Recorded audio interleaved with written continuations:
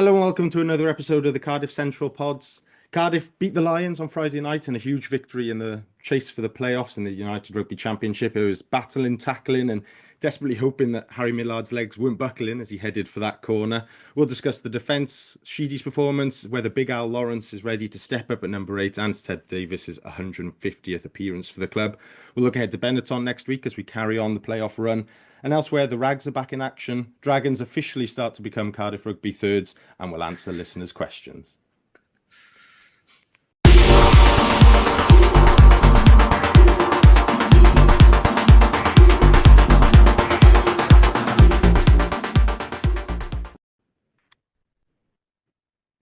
Joining me on the pod this week, as always, Frazier, how are you? Not bad, thank you, not bad. Good stuff. Harley, welcome back after a few weeks off. The heart rate come down after the game on Friday and also a week at Butlins. Yeah, I'll be honest, the game was far less stressful than dealing with a 2-year-old who suddenly decided she's Miss Independent, doesn't want to be in range, doesn't want to be in a pram, doesn't want to hold hands, and will just shoot off towards the nearest flashing light. The only man with his feet up in that final few minutes at the Arms Park on Friday night. And Simon, welcome back to you as well. How are you? Yeah, not too bad, Dan. All good, thanks. Good stuff. So we'll start at the Arms Park on Friday night. Cardiff 2017 Lions, in a game that somewhat ebbed and flowed. Cardiff coming back after an early deficit, getting their noses in front and then desperately clinging on in a way that only Cardiff can do in that second half, with a man advantage and going from being in the corner to suddenly defending for our lives on our own line, whether there was some questionable referee in that or not. Fraser, coming to you first. Your general thoughts on the game? I thought it was, personally, it was a pretty horrible game to watch. I didn't think it was very excellent rugby. I think it was quite sloppy from both teams. I think that, the first half, for around most of the match, Lions had the ball for a majority of it. But they seemed, quite poor and one-dimensional in their attacking play, just kind of like one-up runners, forwards running into other forwards. We showed some pretty good physicality to kind of put up with that, and our defence was great throughout. I think we'll touch upon that later. But so the first half was getting a bit sloppy as time went on. We were still in the match. Our defence was good. Second half, I think that try, the intercept try from Millard that you referenced, like his legs were absolutely dying by the end, but he got over the line. That was massive because it felt at that point the Lions were gaining a bit of a momentum and ball started to get a bit quicker for them, and they started to make yards. And then that inset pass was really poor play by Lowe. Lowe had a good game otherwise, but it was like a weirdly bad pass. And it props to Millard for reading it and getting that intercept and getting over the line. And then Sheedy with a genuinely really good conversion. Again, we'll talk about it. He had a pretty quality game. We just hung on in there at the end, and it kind of like asking the Lions to keep attacking. And to be fair, our defending was quality. We had good physicality and tackling. I think our back row was really solid. Belcher, Seb Davies, McNally all had a good game. Lilo was quality as well. And Mulder, I think another shout out to him. He's keeps on playing well. But I was just impressed by our physicality, and it's a big result to win that, to hang on in there. If we'd lost that, it would have been absolutely destructive for morale. But I think we did what we usually don't do, and that's hold out in the last, despite tempting fate over and over again. So I'm very happy with that result. On Twitter after the game, Gareth McGivelray says great defensive effort. Tony says Johan Mulder boom after his huge tackle on the tight head prop, whose name, like Andrew last week, I shall not even get near attempting to pronounce. Harley, it was 241 tackles in the end, I think, come full time. You had some of the post contact meter stats and stuff as well. It was a big defensive effort, wasn't it? Yeah, it was huge effort. So it was 200 in total, there was about 250 tackles attempted. We only missed 19, which is, it did help that the Lions just were running straight. They weren't really trying anything around. Cardiff, I don't know whether it was on purpose or accidental, but they picked the perfect way to play against the Lions. So Lions thrive off counter transition, so getting the ball up off the deck or after hit chase. And then he went and he'd go through. And so they go through and they don't want the ball. Cardiff just gave them the ball. So we had 36% possession over the whole game. And in that last 10 minutes, it was only 9.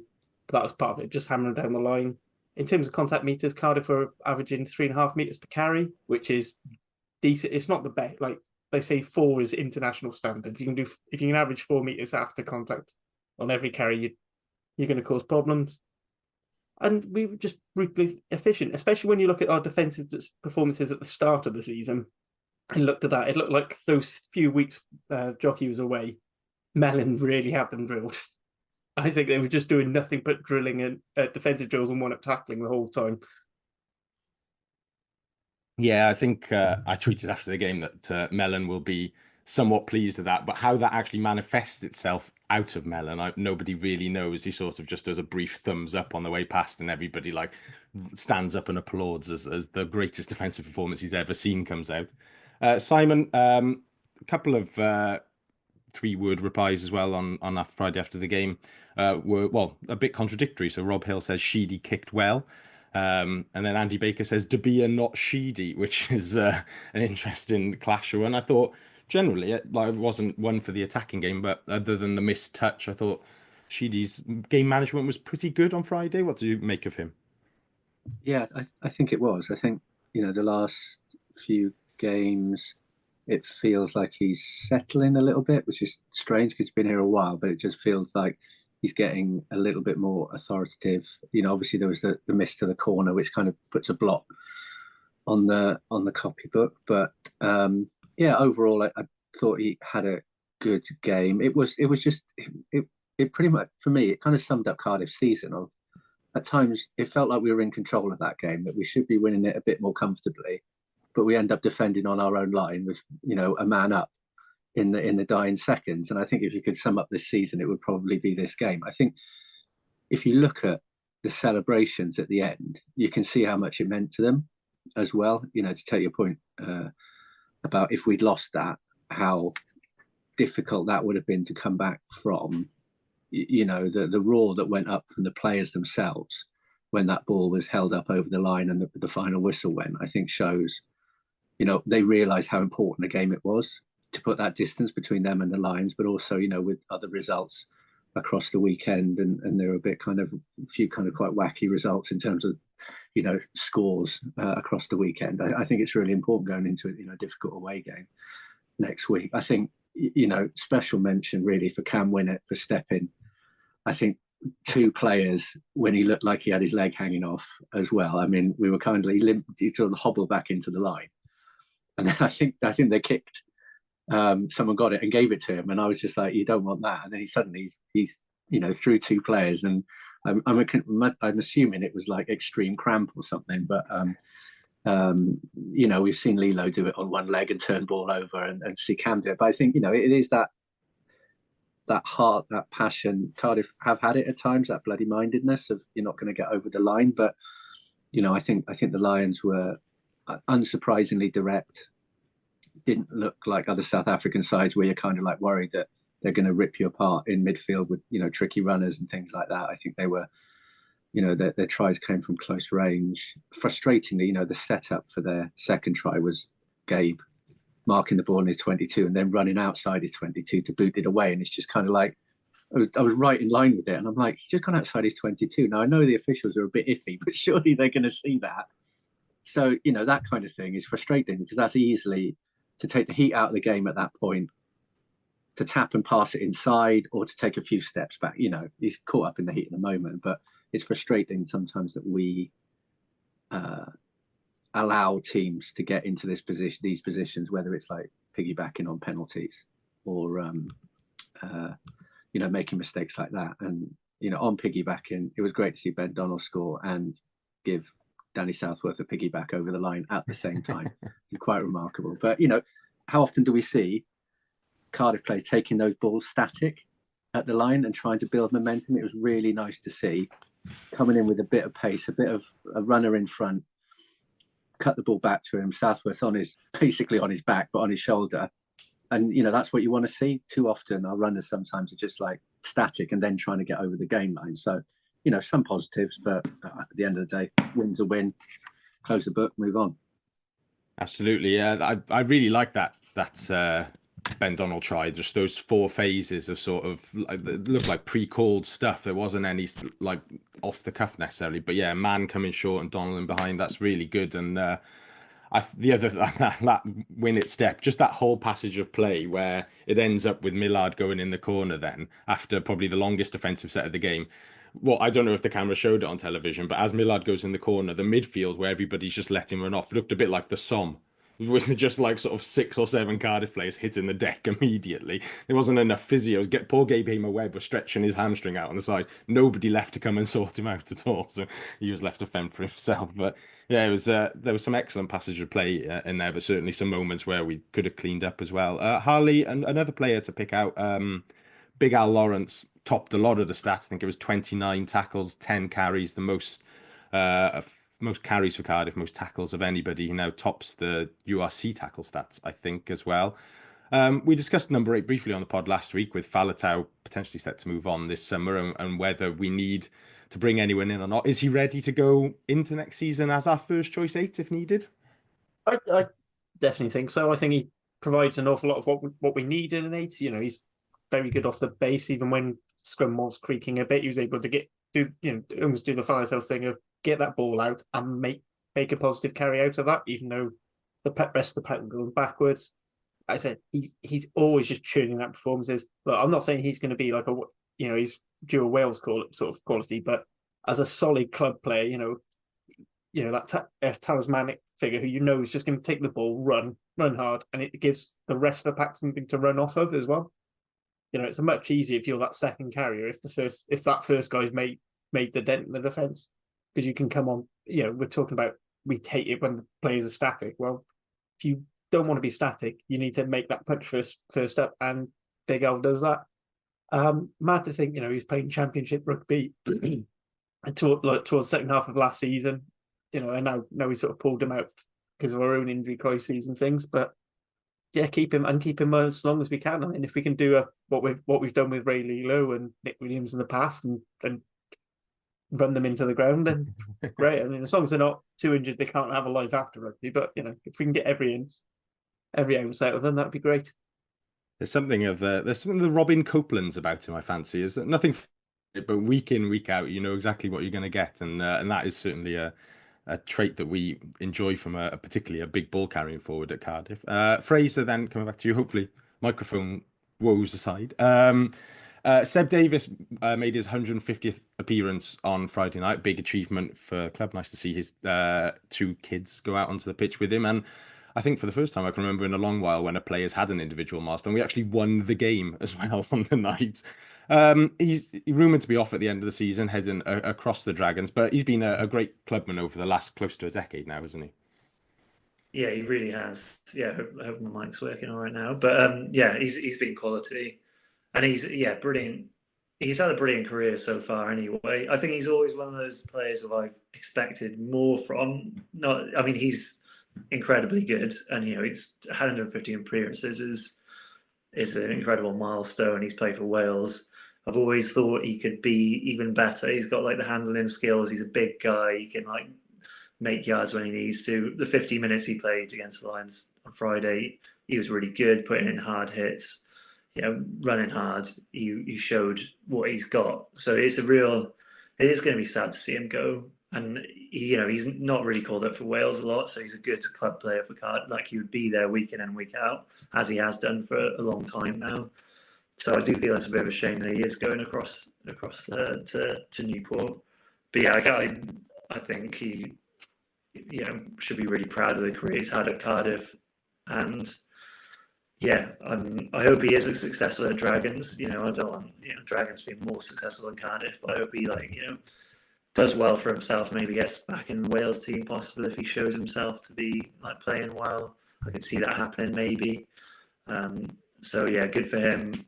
And yeah, shout out, thank you to the 150 games he's put in for us, and hopefully he can maybe leave on a high, us winning the European Cup at the end of the season, possibly. Don't know. Whoa. We'll see. Or even more importantly, the Welsh Hub Cap, of course, as they keep coming back. That's when we all want to win. that moves on nicely to the news section then.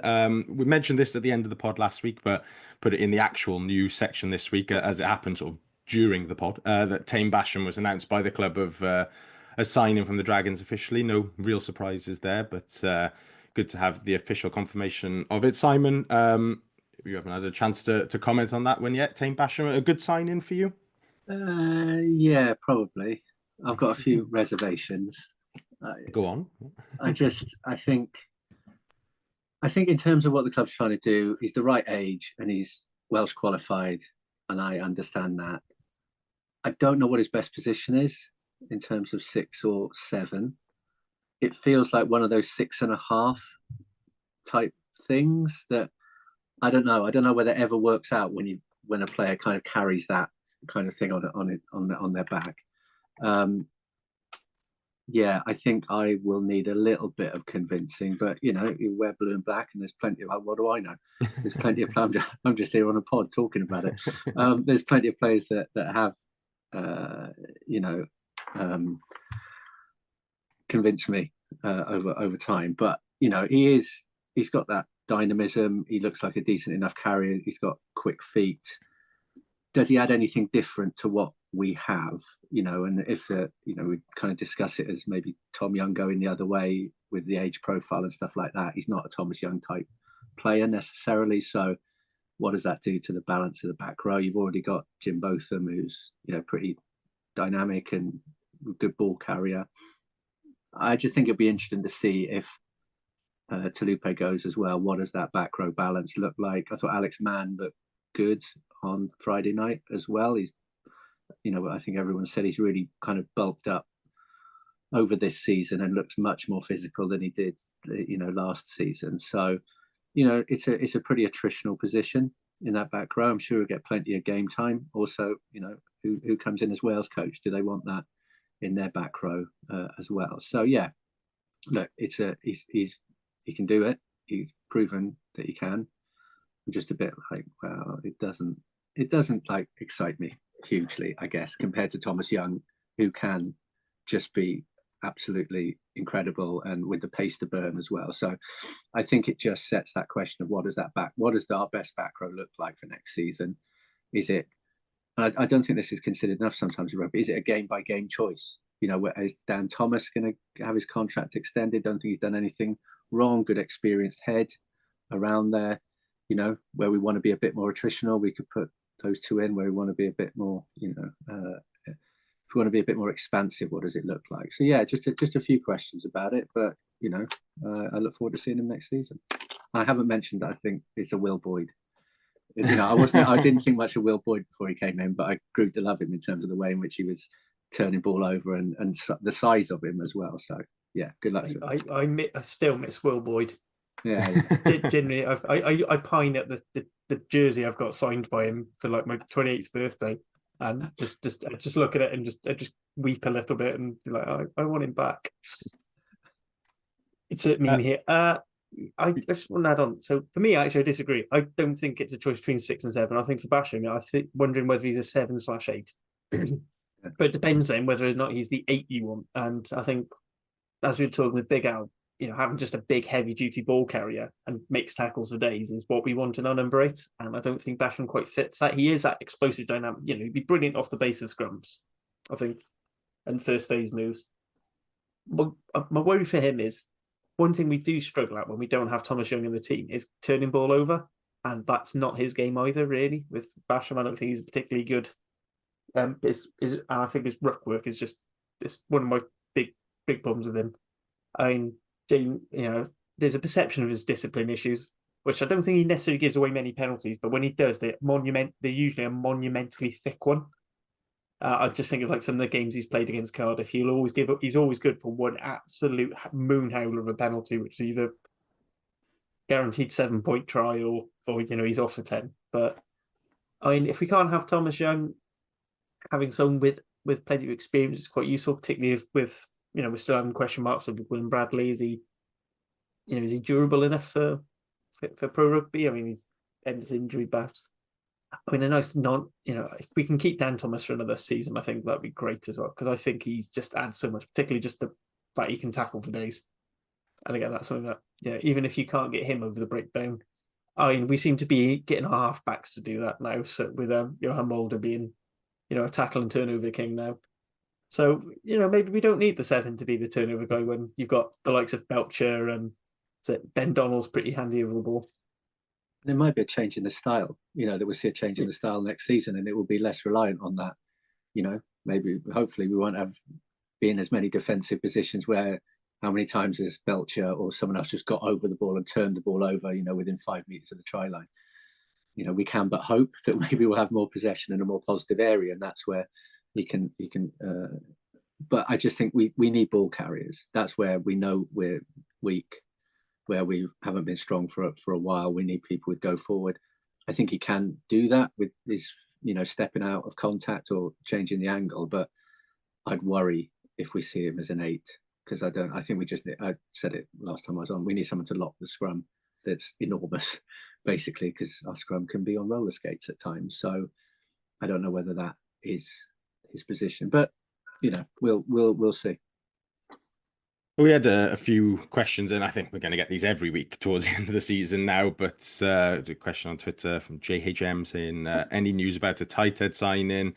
I think there was a question on Blue Sky as well about, are we going to sign anybody that isn't a back row, basically? And we sort of wait for news on that front. I think all I would say is that generally the rumour mill focuses on Welsh-based players, as it's, this less 6 degrees of separation and more 2 degrees of separation in South Wales. Everybody seems to know somebody, as evidenced by me stood next to Alex Mann's dad on the terrace on Friday night as well. So, but yeah, I think generally the club will probably look outside of Wales for a tight head and a second row, potentially a number 8, potentially a 13 as well. And so those are, with the way the market is now as well, I think those signings will come slightly later in the year and be less talked about before they're announced. But other bits of news, Cardiff have brought the visually impaired rugby back on a Wednesday night, 5:30 till 6:30 at the Arms Park. So if you're keen to get involved with that, it always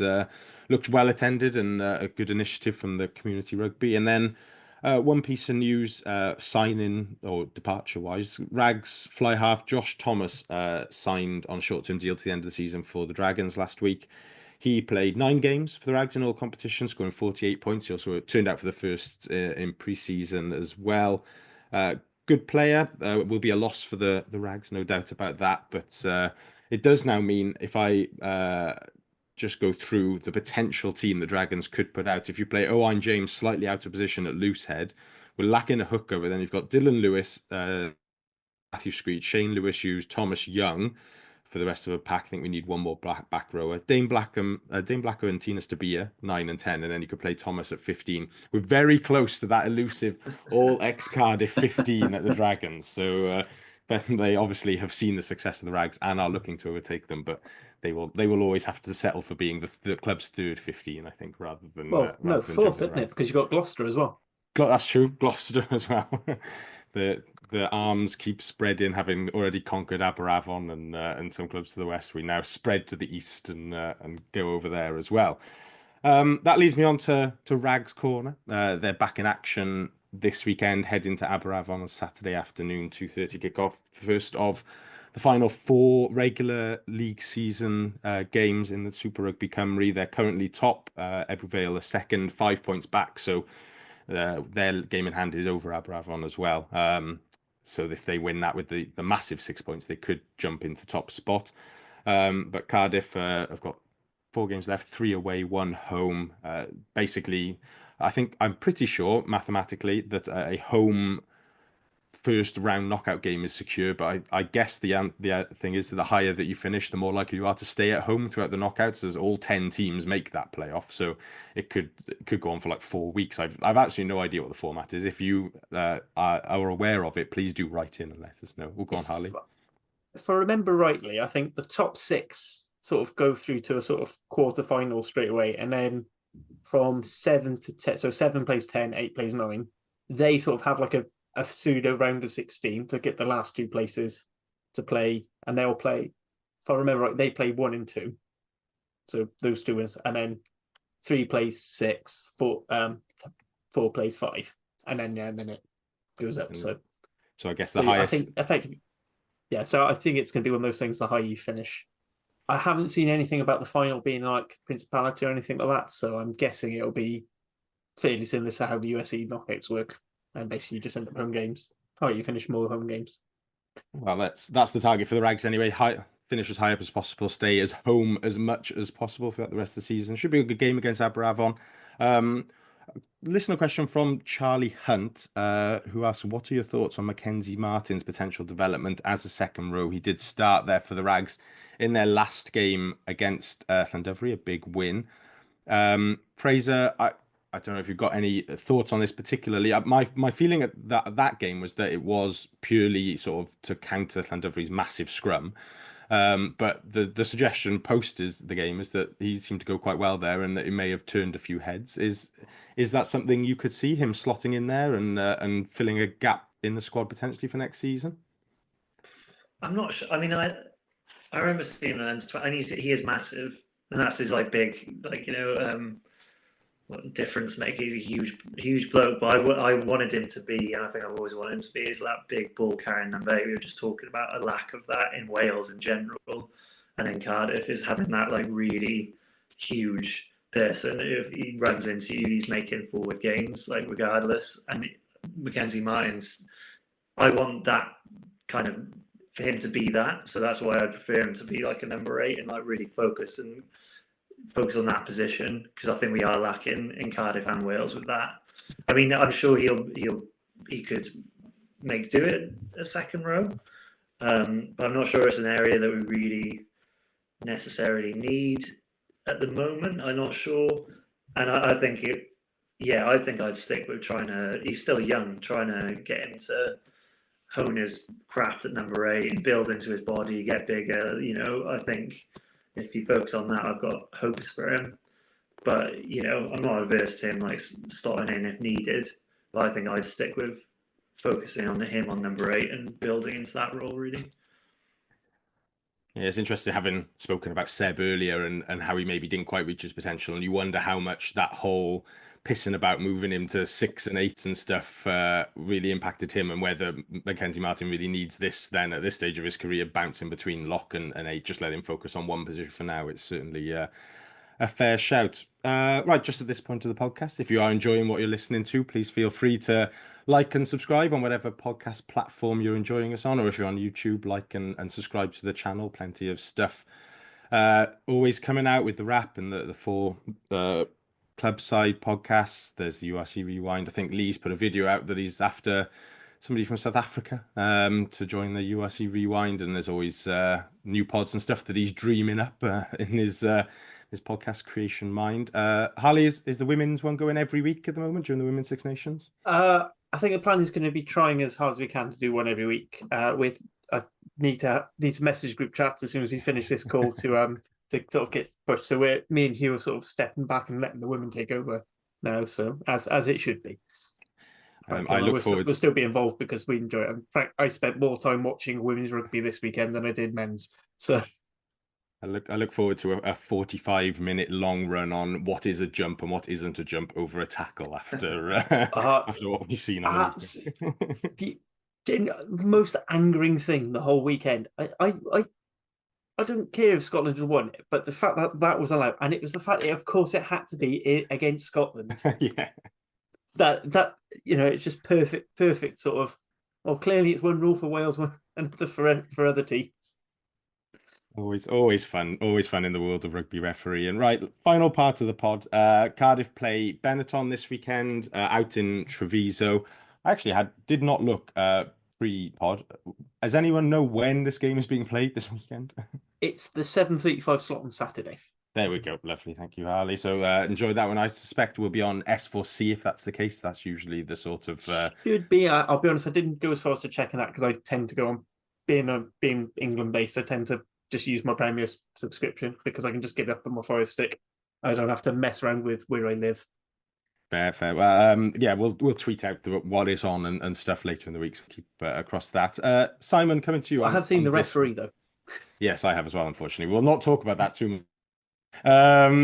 Simon, coming to you on this one. I don't really know what to make of this game this weekend, to be honest, because a part of me thinks pressure off now. We got the big win against the Lions. Sort of any points are good points. And then there's another part of me that thinks, no, keep the foot on the throttle. We can go there and win. Why not? What are you sort of hoping for, thinking about this weekend when it comes to the game against Benetton? I mean, it's not a happy hunting ground for us particularly, is it? We've had some pretty fearsome afternoons and evenings out in Treviso. I think I'm of the opinion that we go for it. I think we've got to back it up. For that result against the Lions, and psychologically, how many games were we eked out of last season in the last minute, or by a point or 3 points to get over the line? Admittedly, I think we should have got over the line with a lot to spare, but to get over the line on that game, for that really to land psychologically, particularly when you see like the Ospreys are starting to pick up points as well, the teams around are starting to pick up points. I think going there, and it's going to be tough. I don't think they're as smooth as they were last season. I think they're a bit up and down, but it's always a difficult place to go. To go there and get a result would be huge. Then going into that Connaught game and into the Ospreys game, whether we can do anything, against the South African sides at the end, we want the pressure off for those games. So we're not relying on getting something necessarily out of those last two games. So I'd go for it. It's going to be tough, but I think if you're going to back up Friday night's performance, if we came away with a losing bonus point, I go, okay, fair enough. I wouldn't kind of be throwing my arms up in the air. I think if we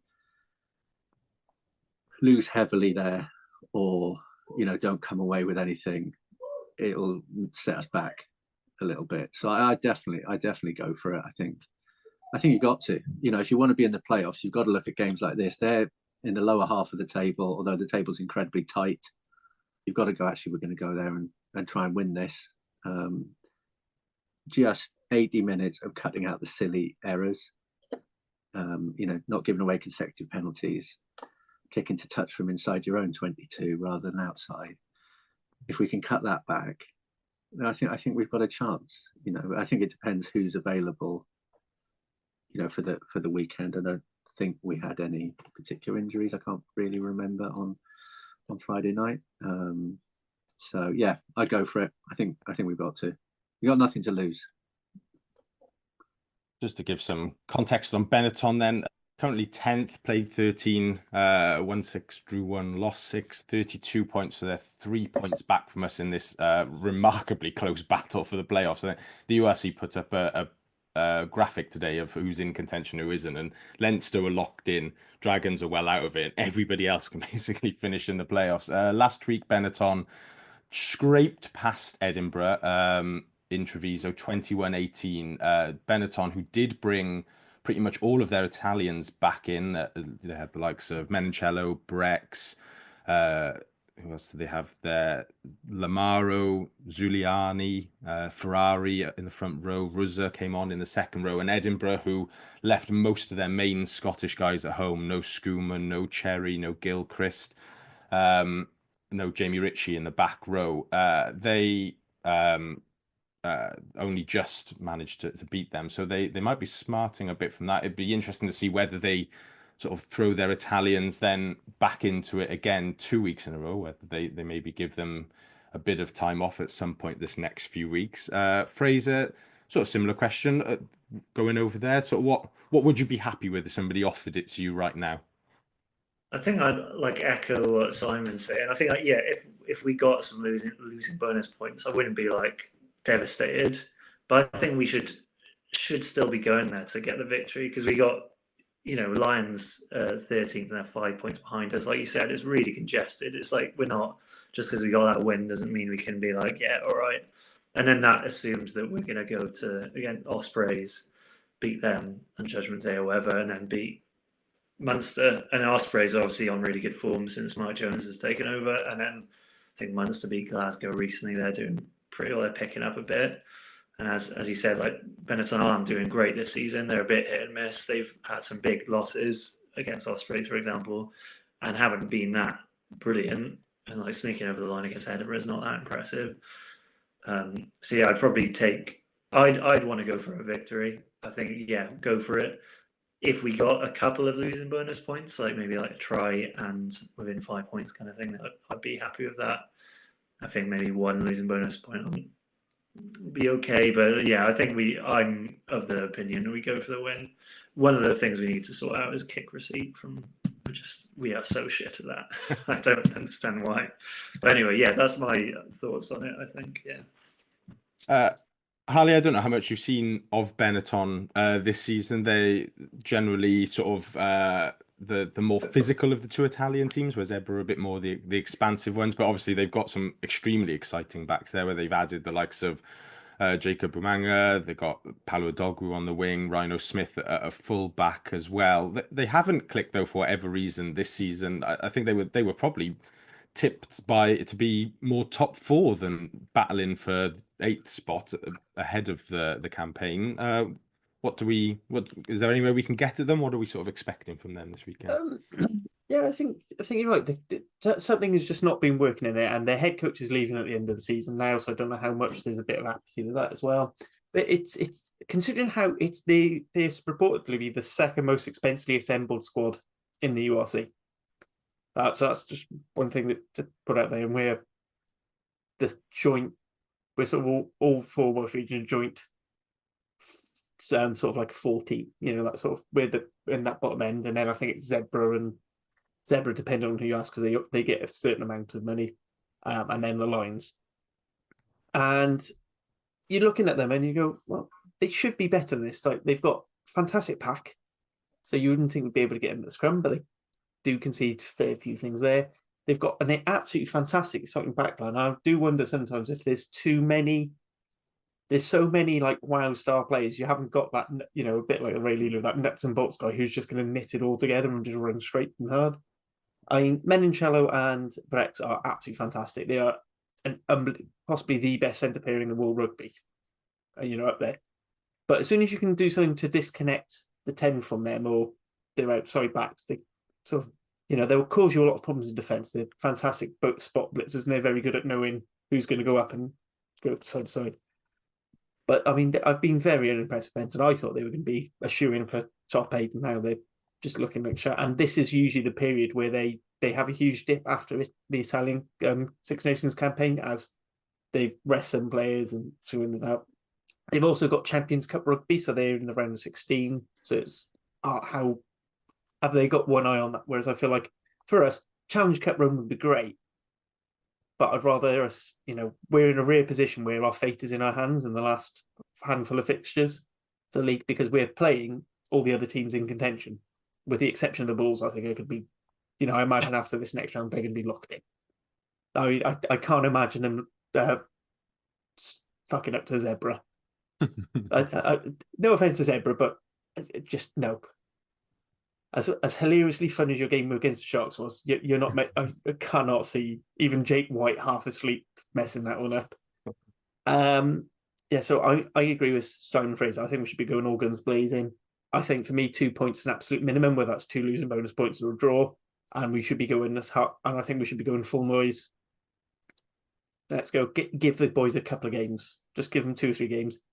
And then maybe, with the sight of that, we're probably going to be sacking off that South Africa tour. So the less we need to do when we go to South Africa, the better. And just give the boys a big run. Tell all the boys, pretend you're all injured for the Japan tour. You don't need that negativity in your life. Just have the summer off. It's a really important point, isn't it, Harley? They're coming out of a camp that, kind of maybe felt a bit more positive after the change in coach for Wales, but still on the back of that big defeat. You kind of you don't want Ben Thomas and Faletau going into that Connaught game, experienced as they both are, and I'm sure like mentally it won't necessarily faze them, but to go into that Connaught game and have that kind of washed out of your system because we've hit a good performance against Benetton, it feels like we're going. I think it's just really important to get some momentum going into that Connaught game, because I think Connaught are beatable.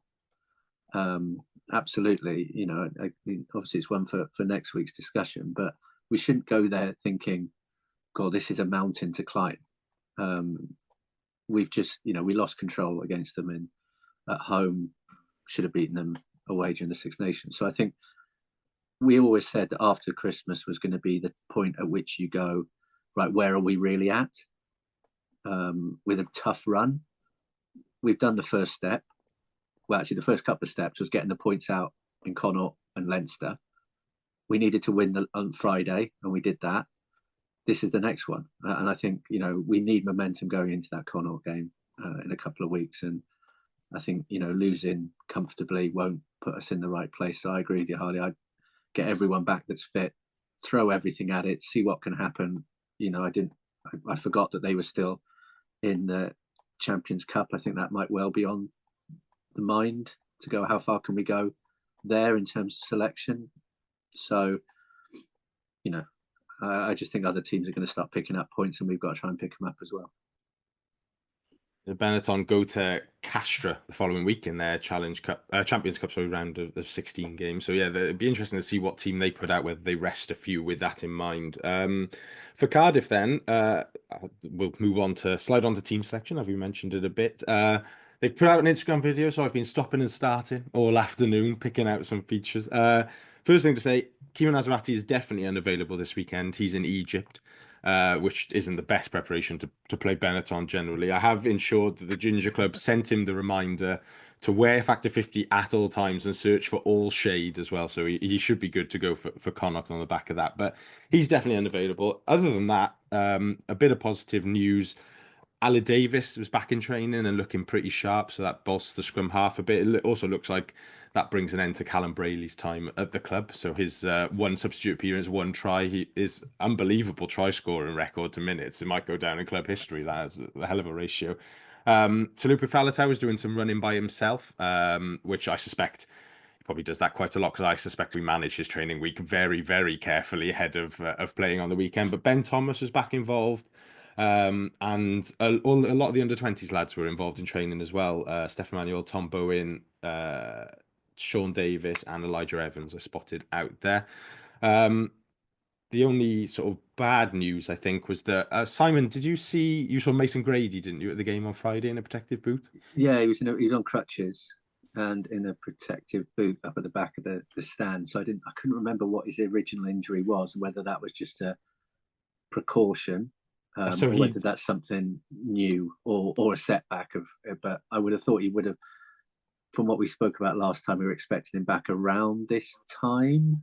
So it was his ankle injury that he suffered for Wales in the Autumn International, but he was slated to be back late Feb, early March initially. So I suspect if he's still in a protective boot and on crutches, that's not a great sign. Maybe not a great sign for the rest of the season. The other bad sign was that Ed Byrne was signing autographs in the pack bar. He was also in a protective boot. He's on crutches too. And he was due to be back around this time as well. So seems like those two have either had fresh injuries or set back in their original injuries. No sign of Jacob Beetham out in this training video either. So he seems like fine. But certainly more selection decisions to be made this season for both our selection and maybe slightly more importantly jockeys, but only slightly. We'll start at loose head.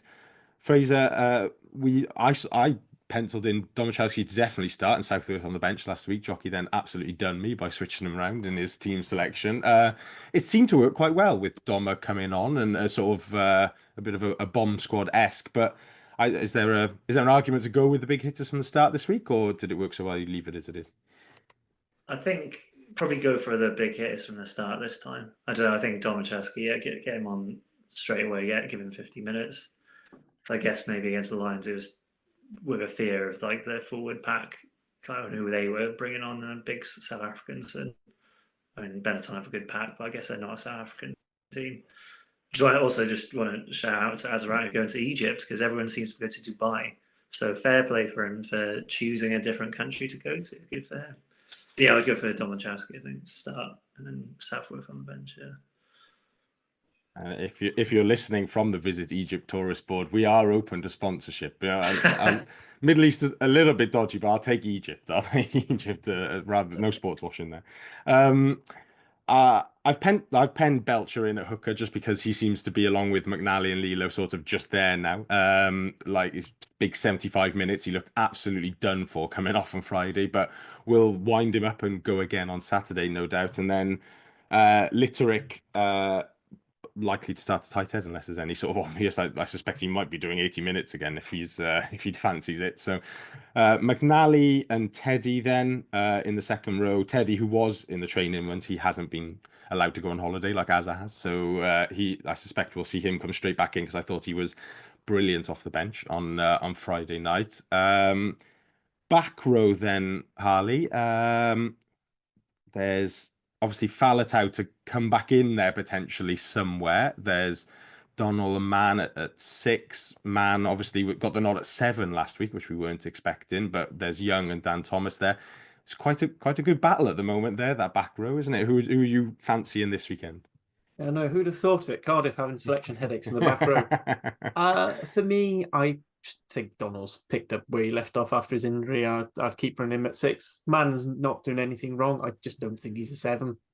So I'd like to see. I'd probably like to see Dan Thomas cut or top. Well, again, horses for courses. Depends whether or not we want to try and pilfer a bit more ball. But I just like Dan Thomas's secured thing, and then bring Thomas Young off the bench because he just seems to be absolutely thriving in that bench role, coming in the number 21 jersey. Just go and wreak havoc for a bit, run around against tired legs. I go with that. If Faletau's coming in, I'd give him the start. I've made my feelings about him being a bench option clear. I just don't think it works for him. I think he's just one of those players who needs to warm up with the game. You can't just drop him in mid fray. And so I'd go with that, and then sort of hinting on my bench. I'll probably have Big Al, and I'll be looking at Big Al covering 8 and 8-6, maybe second row, an extra emergency second row, and then I'd have Thomas Young then. So there's my 20 and 21. Any alternative opinions on that? Or, I just think it's thinking where Jim Botham fits with. Yes, I didn't even mention him, and I think that's and it just shows the depth that we've got just in terms of, he didn't play much for Wales at all. No, he did. He play one of the games. Played the first 2 rounds, didn't he? First 2 rounds. So he hasn't played for a good few weeks since then. So I think throwing him in to start. But I think there is something about Donald's versatility to be able to go up into second row as well, which is, maybe it's that kind of comes back to that Mackenzie Martin conversation as well, of having a second thread to your bow is not a bad thing for a player. But I think, Botham's been so important for us in terms of his turnovers, his carrying. It's difficult not to see past him. But again, it's a really tight one. Do you leave Big Al out and go, actually, both of you cover 6 and 7 because you cover 6 and 8 because that's what we're going to need? It's a really tricky one. I think whoever's selected is fine in a way. And I just say, just on the front row, what a good job they did, that starting front row, because, that tight head was enormous. I mean, no one was stopping him from that distance, was he? Maybe Johan Mulder could have stopped him from that distance with the right angle but with the gravitational pull of of that end of the ground, as we saw with Harry Millard, it's very difficult. So, but to then bring on Domachowski, and as soon as their front row changed, we started to get a bit of an upper hand. We almost had to see out 50 minutes, 60 minutes for their first choice. So, yeah, I think whoever you pick, but it's going to be hard on those that aren't there because they're quality players. I think both of them are a really quality player. Yeah, it is. I mean, it's mad that you got Ben Donald, Dan Thomas, Talupi Faletau, Alex Mann, Thomas Young, Alan Lawrence, and James Botham, and probably 2 of those are not even going to make the 23. When, I don't envy Jockey and Co on that one at all, because it's like you said, it's no bad option, but there's also no right decision there either. No matter what you pick, there'll be somebody disagreeing with you. Fraser, any back row thoughts? No, I think, like you say, it's kind of horses for courses. They're all kind of like quality players. There's not like a huge drop down depending on who you pick. And yeah, like you said, there's going to be a couple of players who might not even make like subs who have been brilliant, and they don't deserve. It's like none of them deserve to be dropped in any way. So it's a really cruel decision-making headache to have. I feel bad for whoever gets the chop out of all those players because they've all worked so hard and all quality. I guess it depends on if we do 5-3 bench or 6-2 and how we're looking at playing. I don't know. It's tricky. I'm not a coach for various reasons, but that is one of them that I wouldn't want to let anyone down. So I'll just playing like 18 people on the side and hope the referee doesn't notice. But... Simon, coming back to you, Ben Bryan on Twitter asks, would you consider Mulder to be our number one scrum half now? We mentioned it briefly on last week's pod, but with Ali Davis now back and Ellis Bevan presumably still fit, although I didn't see him in the video, but imagine he's around somewhere. We've got three good scrum halves there, three very different scrum halves as well. But Mulder noticeably stayed on for the full 80 on Friday night. There was no bringing Bevan on. On Ben's question, is he our number one now? He's taking his chance, isn't he? I mean, it's difficult to drop him, to go, we're going to go back to Ali Davis or Bevan. So you kind of go, well, you've got the shirt, you keep it. I think they all bring slightly different things. I think with Bevan, I'd really like to see him challenge the line a bit more with, around the fringes. I think he's physical enough to do it, but it's just not quite there in his game yet. But he's young still, so yeah, I'd be tempted to keep him, depending on. But I think what we don't know is all the kind of analytics that go on in the background in terms of fitness levels, and I'll put players in the red zone in terms of how much they've played and stuff like that. And I think that will come into play with the back row as well, in terms of those. It's a hell of a shift on Friday night. Not a kind of under 20s versus England defensive shift, but plenty of big hits going in, and you're going to need all those players for the run in. So is it kind of like, well, actually, look, we're going to rest you this week because you had a big shift last week emotionally and physically. So, but yeah, I'd keep him at scrum half, to be honest. I don't think he's done anything wrong.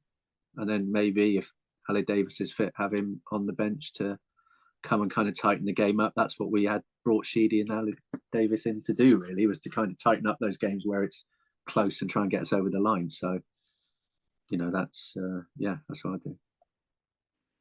I disagree with that. Backline then still continues to largely pick itself. I think with Sheedy will stay at 10.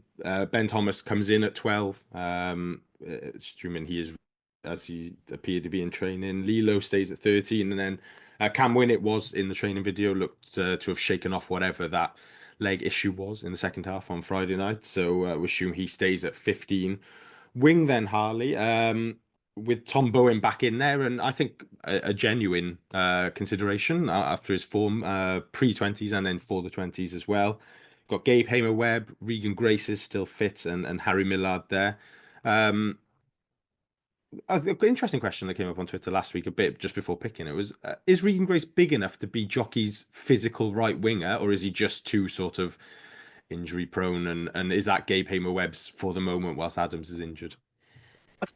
I think it kind of has to be, because we don't know with Regan Grace. That I think that's the biggest problem with him, is we just don't know. And I don't know if he's been fit, if he's been fit enough to even give it a try. I mean, I don't see the. I mean, I can imagine him maybe getting a bit more. Maybe giving him some time out in South Africa. I know they're harder pitches, but they're fast pitches, which give him a chance to show what he can do.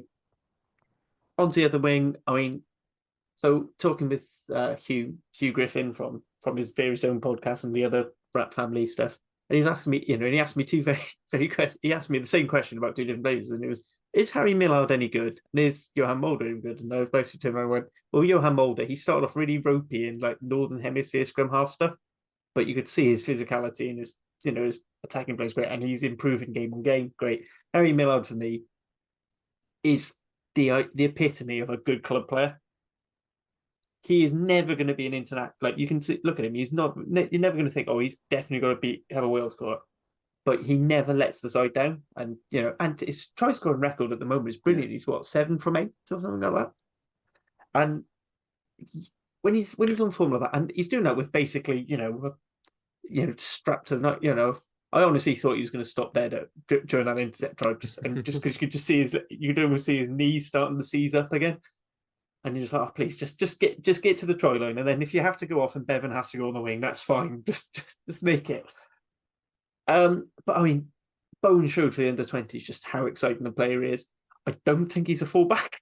Just seeing that England game, I mean, as exciting as that was, just let's know, and even less a scrum half. But I mean, it'd be great to see him on the bench. But I think if you're going to put him on the bench, you are probably pushing more towards a 5-3.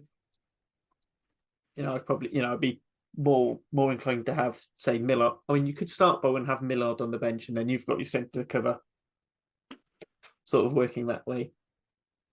But yeah, for me, I think Gabe, even though he probably had unfortunately, I think it was probably one of his worst performances for Cardiff, but I know he's got better in him. Yeah. And I'd be tempted and Jockey's a sort of coach who'll just sort of say, look, forget that, we know what you can do, just try again. He's not sort of coach who'll drop a player for a bad performance. So yeah, I'd probably keep that. And I said, bringing Bowen in just to have some more pace, give Millard a bench spot, and you're pretty well covered with Ben Thomas covering 10, 12, and do 15 at a push, I'd say. But that would involve having it to go to the wing at some point. I think, weird as this sounds, the weather's going to play a factor as well, because if you can get a dry, when it rains in Treviso, that pitch gets pretty heavy, and Tom Bowen on that pitch is, it's not going to play to his strengths, and if it turns into an arm wrestle, if it's kind of dry and hard, then no, absolutely, and it may well be looking at that a little bit. Not that I'm saying that they kind of look to the skies and everything, but I think you've got to think about what type of game they're going to play, and if it's wet and heavy, and I just feel you're going to need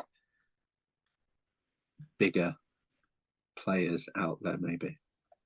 To bring you the live weather forecast, Treviso as it's dry all week. There's a little bit of drizzle sort of overnight Friday into Saturday, and it's dry again on Friday night for the game. So I suspect it'll be closer towards harder and faster than the sometimes bog that we do experience over there. When typically when we go Six Nations time, I think we end up in February there getting stuck in the mud quite a lot there, don't we? So, bench wise then, so replacement front row, no sign of Evan Lloyd in the video this week. He wasn't travelling reserve on Friday either. Dav Hughes was the travelling reserve hooker. So with that in mind, it's gone Southworth, Evan Daniel and Will Davis King as your replacement front row. And then I think I generally agreed on a 6-2 probably, that he'll stick with that, and with Ali Davis and Harry Millard as your outside back options then if Bowen starts on the left wing. The question then, I guess, Fraser, is do you put like a Seb or a Thornton as your second row cover, or do you use Donnell as your second row cover and then can put three back rowers on the bench then in sort of you could get sort of three from Mann, Botham, Young and Lawrence on there? I would probably go for a proper second row cover Seb Davis had a really good game, so I'd probably put him on the bench there.